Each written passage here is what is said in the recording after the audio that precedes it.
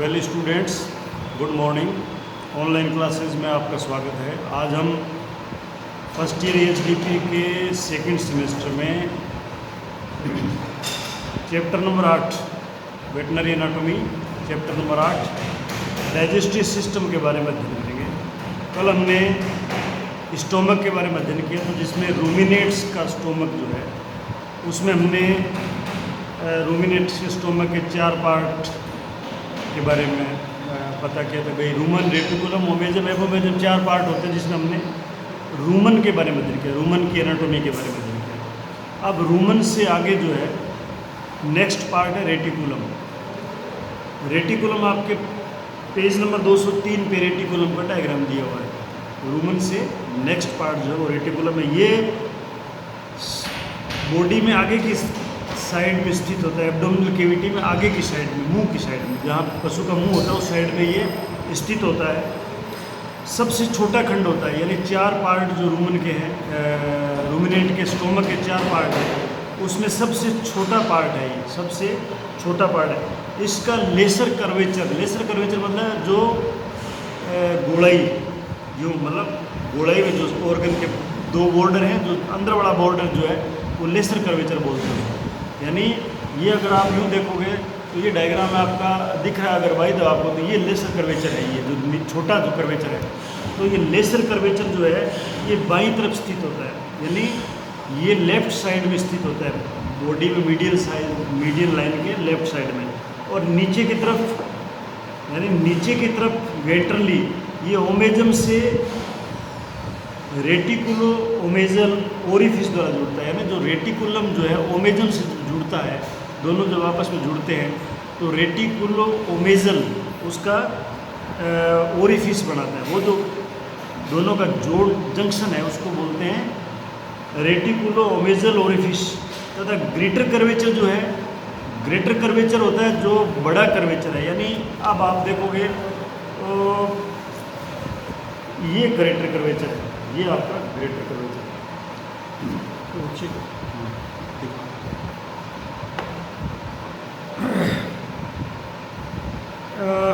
Greater curvature जो है diaphragm के ठीक पीछे, यानी डायफ्राम जो होता है उसके पीछे की साइड में स्थित होता है। डायफ्राम के ठीक पीछे हृदय के विपरीत दिशा में होता है, यानी हार्ट जो है उसके एंटी साइड में होता है, विपरीत दिशा में होता है। और ऊपर की तरफ रूमिनो रेटिकुलर ओरिफिस द्वारा जुड़ता है। ऊपर जो है रेटिकुलो रूमिनल ओरिफिस, यानी जो रूमन से जहाँ जुड़ता है वो रेटिकुलो रूमिनल ओरिफिस बोलते हैं उसको। रेटिकुलम की आंतरिक सतह जो है वो मधुमक्खी के छाते की तरफ, मधुमक्खी का छाता अगर आपने देखा हो अंदर साइड में, तो बिल्कुल उसके समान हनीकॉम्ब लाइक होता है, उसको हनीकॉम्ब बोलते हैं, हनीकॉम्ब लाइक होता है।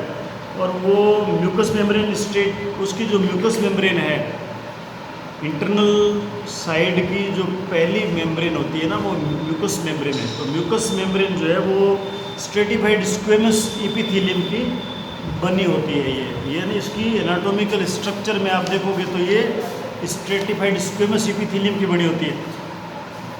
अगर इस खंड का क्या काम है कि अगर रूमन के बाद में जब भोजन जाता है रेटिकुलम में, तो रेटिकुलम में क्या है कि अगर मान लो भोज्य पदार्थ में कोई पशु जो है, आपको पता है पशु मतलब क्या चबाता नहीं है, खाने को वैसे ही ले जाता है पेट में, और वो कील हो, गिलास के टुकड़े हो या नीडल्स हो, वो सब भोजन में चली जाती है। तो वो रूमन के बाद में रेटिकुलम में जब भोजन जाता है तो ये जो हनीकॉम्ब लाइक स्ट्रक्चर है, इसकी जो दीवारें हैं उसमें ये फंस कर इकट्ठा हो जाता है। ये फॉरेन बॉडी जो है, कील वगैरह, कांच के टुकड़े वगैरह उसमें इकट्ठे हो जाते हैं। अब ये फॉरेन बॉडी कई बार क्या है, कील वगैरह जो है वो हार्ट में चली जाती है, क्योंकि हार्ट जो है इसके विपरीत दिशा में स्थित होता है। आपको पहले पता है ना, ये हार्ट के विपरीत दिशा में स्थित है। हार्ट जो है बिल्कुल इसके पास में होता है, और डायफ्राम हार्ट के और इसके बीच में डायफ्राम होता है। तो अगर जैसे मान लो भोजन पशु ने खाया, रूमन की जो मूवमेंट हुई उससे रेटिकुलम पे प्रेशर बढ़ा, तो अगर रेटिकुलम में कोई कील है तो वो हार्ट में जा सकती है और पशु की मृत्यु भी हो सकती है। फॉरेन बॉडी बोलते हैं जिसको, इस बीमारी को बोलते हैं हार्डवेयर डिजीज़। अगर आपको कोई पूछे कि पशु के रेटिकुलम में जब फॉरेन बॉडी इकट्ठी हो जाती है उससे अगर पशु मर सकता है तो उसको क्या बोलते हैं, तो उसको हार्डवेयर डिजीज बोलते हैं। ये इम्पोर्टेंट है। इस खंड में भी किसी प्रकार की पाचन ग्रंथियाँ नहीं होती है, ये याद रखने वाली बात है। ना रूमन में पाचन ग्रंथियाँ होती है, ना इसोफेगस में पाचन ग्रंथियाँ होती है, ना इस रेटिकुलम में कोई पाचन ग्रंथियाँ होती है। अब आता है ओमेजम, तीसरा जो कंपार्टमेंट है स्टोमक का रूमिनेंट में, वो है ओमेजम। ओमेजम जो है ये गोलाकार संरचना होती है, मतलब पेट का तीसरा भाग जो है रेटिकुलम के बाद में ये गोल संरचना होती है, जो ये भी ग्रंथि रहित होती है, इसमें भी किसी प्रकार की ग्लैंड्स नहीं होती है। ये एब्डोमिनल कैविटी में दाहिनी ओर होता है, यानी ये एब्डोमिनल कैविटी में रूमन जो है वो बाईं ओर होता है, रेटिकुलम भी दाईं ओर होती है और ये भी दाईं ओर होता है।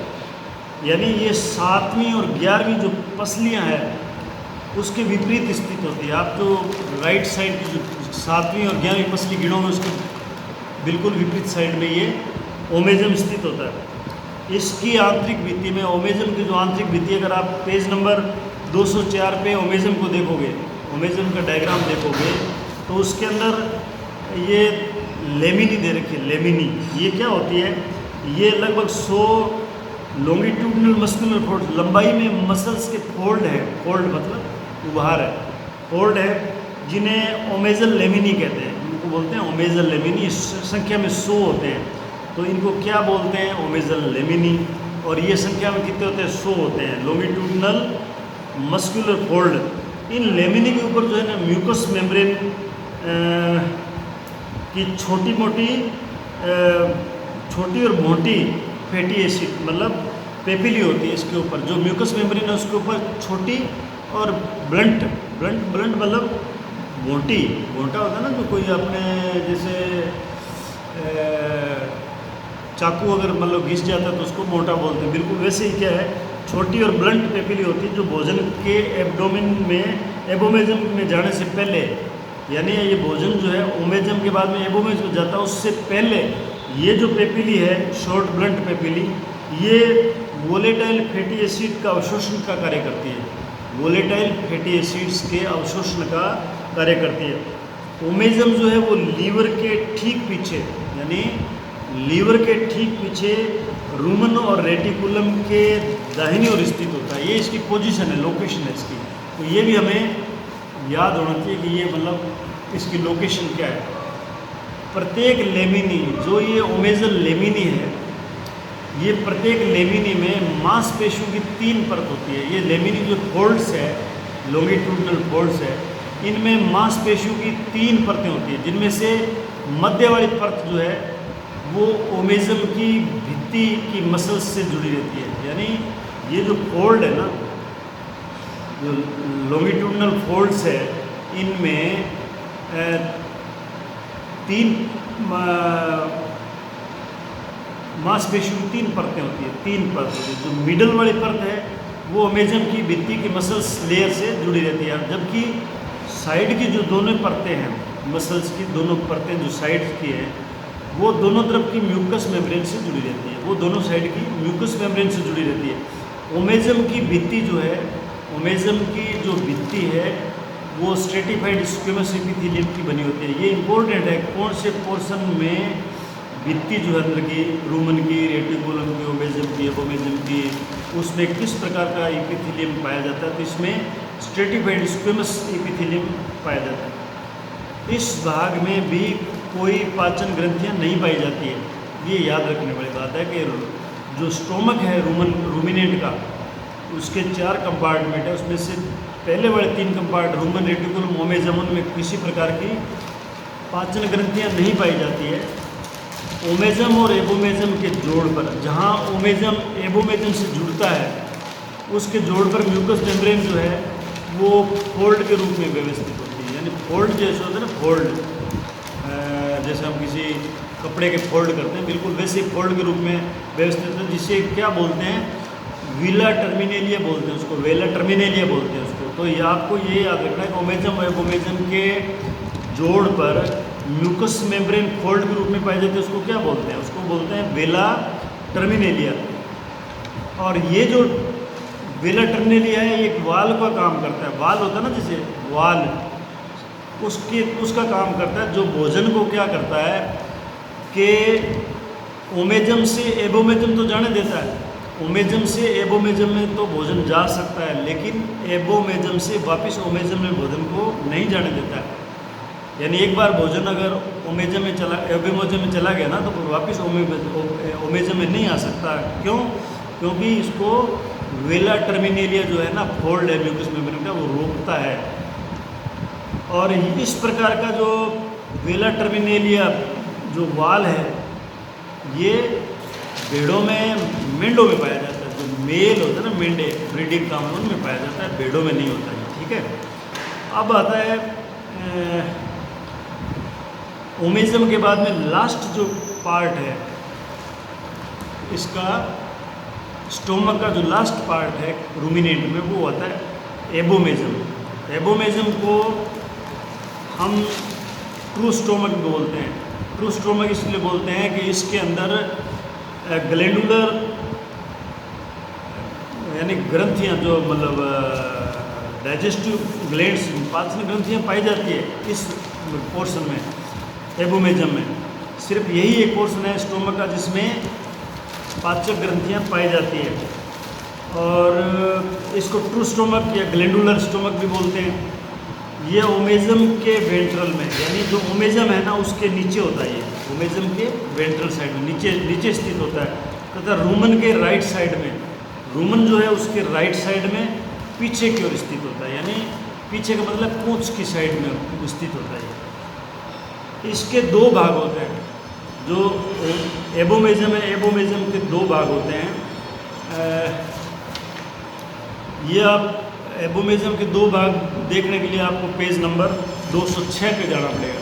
206 पेज नंबर पे आपको इसके एक होता है फंडिक पार्ट और एक होता है पाइलोरिक पार्ट।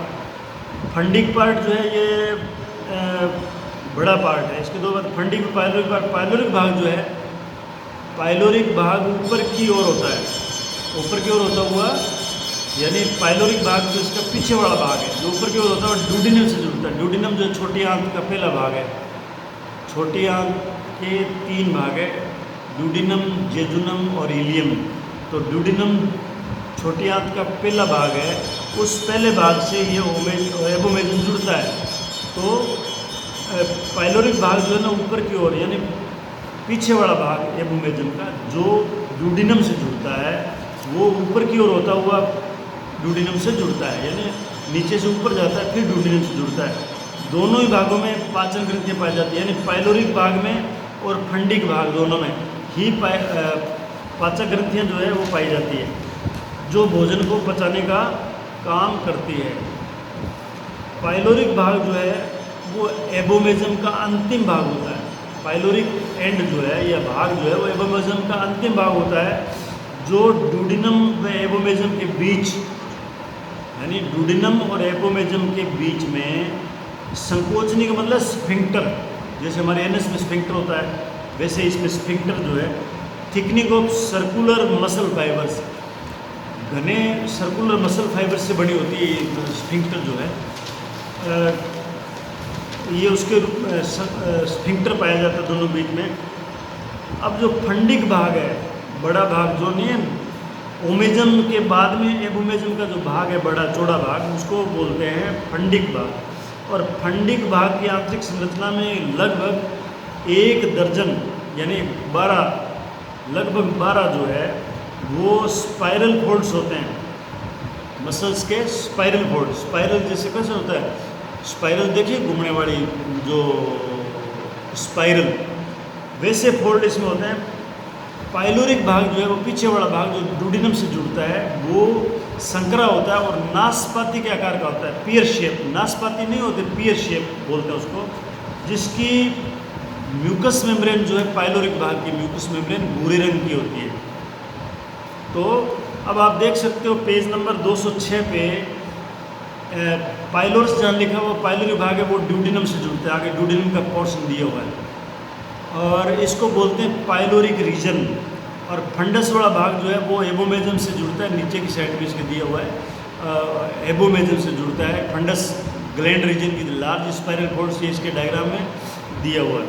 इसकी ऊतक की संरचना में सीरस मेम्ब्रेन होगी, जो अंदर की इसका टिश्यू जो है, टिश्यू स्ट्रक्चर अगर हम देखें तो उसमें सीरस मेम्ब्रेन, लॉन्गिट्यूडिनल और सर्कुलर मसल्स लेयर, यानी लॉन्गिट्यूडिनल लंबाई और सर्कुलर गोड़ मस्कुलर लेयर इसमें पाई जाएगी, और सिंपल ग्लैंडुलर कोल्यूमनर एपिथेलियम होगा इसमें सिंपल ग्लैंडुलर कोल्यूमनर एपिथेलियम पाया जाता है। अब आपको जो मेन चीज़ याद करने वाली है इसके अंदर, स्टोमक जो रूमिनेट का स्टोमक है उसके 4 कंपार्टमेंट होते हैं। सबसे बड़ा पार्ट है रूमन के बाद में आता है सबसे छोटा पार्ट रेटिकुलम, फिर आता है ओमेजम, और फिर आता है एबोमेजम। तो एबोमेजम जो है वो ट्रू स्टोमक है, यहाँ इसमें ग्लैंड्स पाई जाती है, पाचक ग्रंथियाँ पाई जाती है, जबकि रूमन में, रेटिकुलम में, ओमेजम में किसी प्रकार की ग्रंथियाँ नहीं पाई जाती है, आपको याद रखना है।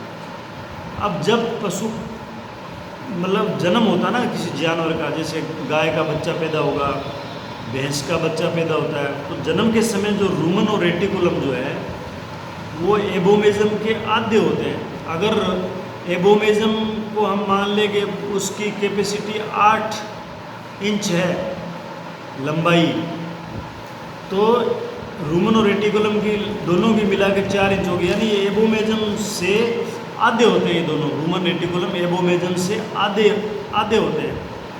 और जब वो बच्चा जो है 10 से 12 सप्ताह का हो जाता है, जब वो 10 से 12 सप्ताह का हो जाता है उम्र में, तो यही पोजीशन उल्टी हो जाती है। उल्टी का मतलब जो रूमन और रेटिकुलम है, जो पहले उसके एबोमेजम के आधे भाग में थे, आधा भाग के बराबर थे, अब वो एबोमेजम वो है वो रूमन और रेटिकुलम के आधे भाग में आ जाते हैं। मतलब रूमन और रेटिकुलम मिलके अगर उनकी कैपेसिटी 1 है तो फिर एबोमेजम की कैपेसिटी आधी हो जाती है, यानी ये उल्टा हो गया। 4 महीने का जब बच्चा होगा, बच्चा जब 4 महीने का हो जाएगा तो रूमन और रेटिकुलम एबोमेजम और ओमेजम से 4 गुने बड़े हो जाएंगे। अगर हम रूमन और रेटिकुलम दोनों को देखें और एबोमेजम और ओमेजम के बनिस्बत ये 4 गुना बड़े हो जाएंगे। 18 महीने का जब जानवर हो जाएगा, जन्म के बाद 18 महीने का जब हो जाएगा, तो एबोमेजम और ओमेजम जो है वो दोनों बराबर आकार के हो जाएंगे, यानी ओमेजम और एबोमेजम दोनों जो है बराबर आकार के हो जाते हैं। तो ये आप लोग क्लियर हो गया आपको कि रूमन के 4 पार्ट होते हैं, और स्टोमक जो है रूमिनेट में 4 कंपार्टमेंट होते हैं, और जन्म के समय रूमन और रेटिकुलम जो है वो एबोमेजम से आधे छोटे होते हैं, मतलब उसके आध में होते हैं वो। लेकिन 10 से 12 सप्ताह में ये उल्टा हो जाता है, यानी रूमन और रेटिकुलम मिलके एबोमेजम से डबल हो जाते हैं साइज़ में। 4 महीने बाद में रूमन और रेटिकुलम दोनों मिलके ओमेजम और एबोमेजम के 4 गुने बड़े हो जाते हैं। और जब 18 महीने का बच्चा होगा तो एबोमेजम और ओमेजम दोनों बराबर साइज़ के हो जाएंगे, उनका आकार बराबर हो जाएगा। तो ये आपको याद रखना है इसमें। अब हम नेक्स्ट जो है वो स्टोमक ऑफ नॉन रूमिनेट्स, जो जुगाड़ी करने और नहीं जुगाड़ी करने वाले पशु है जिनका पेट एक ही कंपार्टमेंट था, उसका अध्ययन कल करेंगे हम। आज के लिए बस इतना ही, धन्यवाद।